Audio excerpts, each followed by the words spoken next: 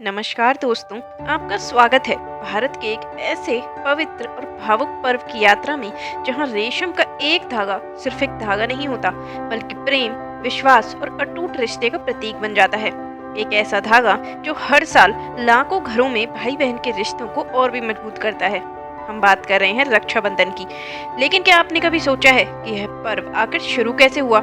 क्या यह सिर्फ एक भाई बहन का त्योहार है या इसके पीछे ऐसे गहरे ऐतिहासिक और पौराणिक रहस्य छिपे हैं जिन्होंने इसे इतना अमर और शक्तिशाली बना दिया?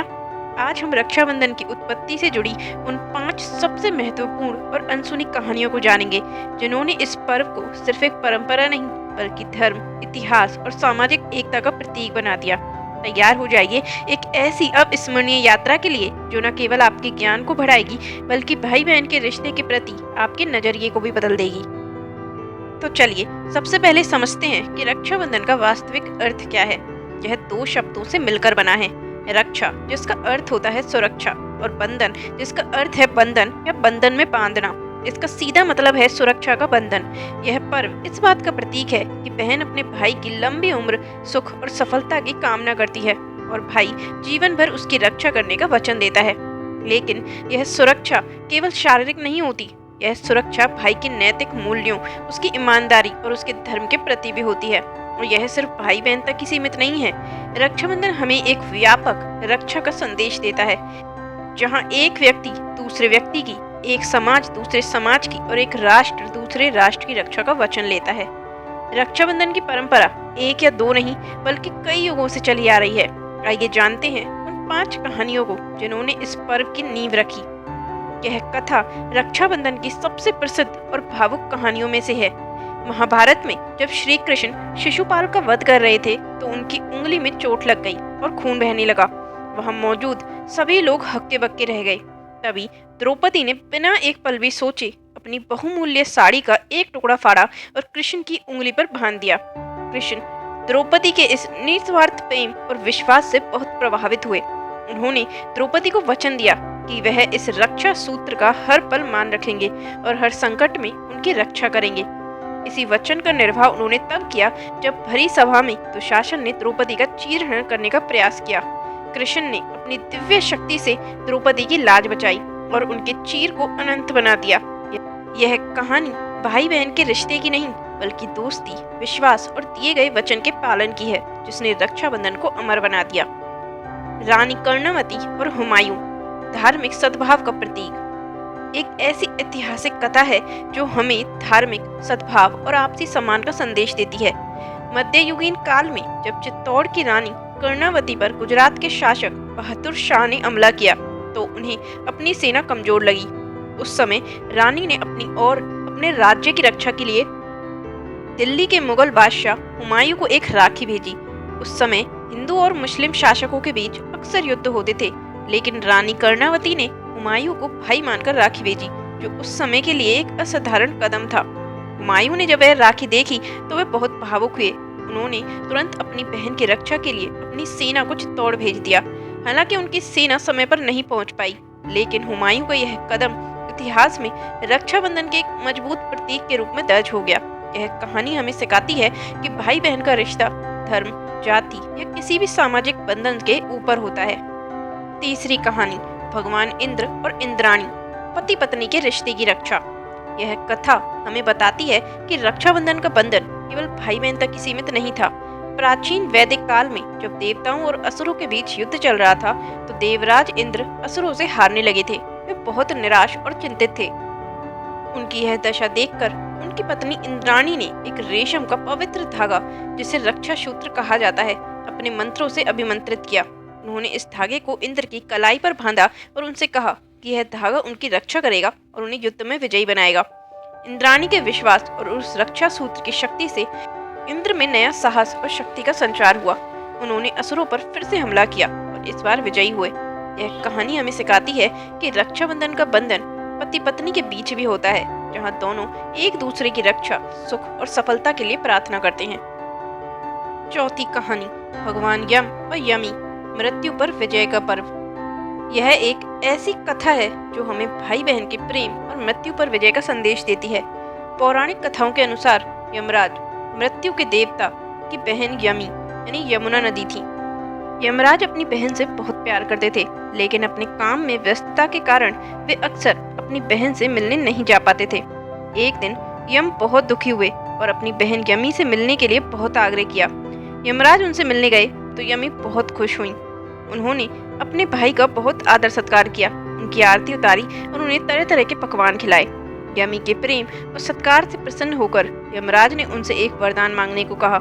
यमी ने वरदान मांगा कि हर साल इसी दिन आप मेरे घर आएं और जो भाई अपनी बहन से राखी बंधवाएगा उसे आपकी यानी मृत्यु का भय नहीं होगा। यमराज ने यह वरदान दिया। इस कहानी को यमुनाष्टमी के रूप में भी जाना जाता है और यह भाई बहन के प्रेम और मृत्यु पर विजय का प्रतीक है। पांचवी कहानी, भगवान विष्णु और राजा बलि, गुरु और शिष्य का बंधन। यह एक ऐसी अनूठी और रहस्यमय कथा है जो हमें गुरु और शिष्य के पवित्र बंधन के बारे में बताती है। पौराणिक कथा के अनुसार राजा बलि एक महान राजा और भगवान विष्णु के भक्त थे। उन्होंने अपने दान से तीनों लोकों पर राज कर लिया था। उनकी शक्ति और दानशीलता को देखकर भगवान विष्णु ने वामन अवतार लिया और राजा बलि से 3 पग भूमि का दान मांगा। राजा बलि ने उन्हें यह दान दे दिया। भगवान विष्णु ने अपने 3 पगों में ही पूरा ब्रह्मांड नाप लिया और राजा बलि को पाताल लोक में भेज दिया। राजा बलि भगवान विष्णु के इस छल से बहुत दुखी हुए। तब भगवान विष्णु ने उन्हें वरदान दिया कि मैं आपके द्वार पर एक द्वारपाल के रूप में रहूंगा। जब देवी लक्ष्मी को यह पता चला तो वे अपने पति को वापस लाने के लिए राजा बलि के पास गईं। लक्ष्मी ने राजा बलि को राखी बांधी और उन्हें भाई मानकर अपने पति को वरदान में मांगा। राजा बलि ने लक्ष्मी को अपनी बहन मानकर उन्हें वचन दिया और भगवान विष्णु को उनके साथ वापस भेज दिया। यह कहानी हमें सिखाती है कि रक्षाबंधन का बंधन केवल भाई बहन के बीच ही नहीं बल्कि गुरु और शिष्य के बीच और यहाँ तक कि एक राजा और उसकी प्रजा के बीच भी होता है, जहाँ दोनों एक दूसरे की रक्षा का वचन लेते हैं। आज भले ही बाजार में रंग बिरंगी राखियां बिकती हों, लेकिन असली राखी की कीमत उसमें छिपी भावना में होती है। यह है एक माँ का आशीर्वाद, एक बहन की प्रार्थना, एक नारी की आशा और एक पुरुष का संकल्प, मैं हमेशा तेरे साथ हूँ। क्या आज भी रक्षाबंधन की वही भावना बची है? क्या हम बहनों की, स्त्रियों की, बेटियों की रक्षा कर पा रहे हैं? राखी बांधने से ज्यादा जरूरी है उसके पीछे के व्रत को निभाना। आज की राखी सिर्फ धागा नहीं, एक याद है हमें हमारी जिम्मेदारी की। यह पर्व हमें सिखाता है कि रक्षा सिर्फ बहनों की नहीं, संस्कृति की हो, संस्कारों की हो और इंसानियत की भी हो। रक्षाबंधन एक पर्व है जिसमें धागा बोलता नहीं, लेकिन वो कह देता है मैं तुम्हारी हूँ और तुम मेरे हो। एक धागा जो रिश्तों को जोड़ता है, संवेदनाओं को जगाता है और मनुष्यता को जिंदा रखता है। इस रक्षाबंधन पर केवल राखी ना बांधें, एक वचन दें कि आप किसी की भी रक्षा करेंगे जहां जरूरत हो। तो दोस्तों, रक्षाबंधन सिर्फ एक परंपरा नहीं है, यह इन 5 कहानियों और अनगिनत अन्य कहानियों का एक संगम है जो हमें कई गहरे संदेश देता है। पहला, रक्षा का व्यापक अर्थ। रक्षाबंधन हमें सिखाता है कि रक्षा केवल शारीरिक नहीं होती बल्कि ये नैतिक, मानसिक और भावनात्मक भी होती है। दूसरा, संबंधों में विश्वास।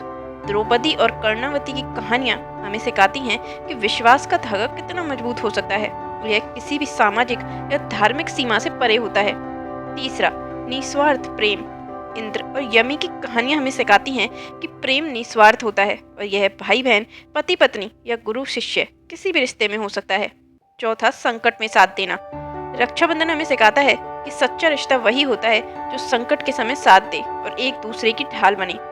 रक्षाबंधन हमें यह भी याद दिलाता है कि एक भाई बहन का रिश्ता जीवन का सबसे पवित्र और अनमोल रिश्ता होता है, जहाँ प्यार, लड़ाई, हंसी और आंसू सब कुछ शामिल होता है। यह एक ऐसा रिश्ता है जो बिना किसी शर्त के एक दूसरे का साथ देता है। तो दोस्तों, अगली बार जब आप अपनी कलाई पर राखी बंधवाएं या किसी की कलाई पर बांधें तो याद रखें कि यह केवल एक धागा नहीं है, यह इतिहास की उन अनमोल कहानियों का प्रतीक है जिन्होंने प्रेम, विश्वास और सम्मान का एक अटूट बंधन बनाया। रक्षाबंधन हमें सिखाता है कि रिश्तों को हमेशा सहेजना चाहिए, क्योंकि यही रिश्ते हमें जीवन में आगे बढ़ने की प्रेरणा देते हैं। यह सिर्फ एक पर्व नहीं बल्कि एक भावना है, एक वचन है और एक रिश्ता है जो हमेशा के लिए अमर है। दोस्तों, हमें कमेंट्स में बताएं कि इन 5 कहानियों में से कौन सी कहानी आपको सबसे ज्यादा पसंद आई। क्या आप अपने भाई बहन के रिश्ते के साथ कोई खास कहानी साझा करना चाहेंगे? इस वीडियो को लाइक करें, शेयर करें और ऐसे ही अद्भुत पौराणिक और ऐतिहासिक कहानियों पर और वीडियो देखने के लिए हमारे चैनल को सब्सक्राइब करना ना भूलें। हर रक्षा सूत्र बनी एक क्रांति की शुरुआत। आप सभी को रक्षाबंधन की ढेरों शुभकामनाएं। अगली बार फिर मिलेंगे एक नई खोज और एक नए रहस्य के साथ। हर हर महादेव।